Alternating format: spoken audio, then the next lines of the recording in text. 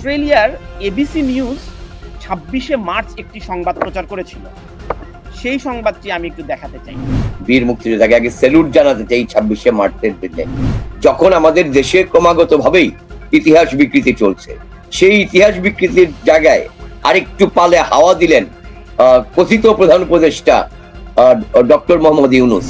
যুক্তরাষ্ট্রে প্রবাসী কারা মুক্তিযুদ্ধ করেছিল, কারা সংগঠন করেছিল, ইতিহাসের প্রত্যেকটি জিনিস লেখা আছে।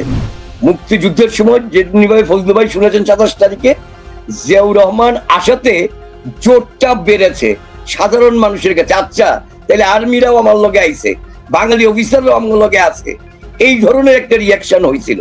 কিন্তু এর বাইরে নতুন করে অন্য কোনো রিয়াকশন হয় নাই। একটা জিনিস মনে করতে হবে যে বাংলাদেশের স্বাধীনতা সংগ্রামের ঘটনাটি সামরিক না রাজনৈতিক।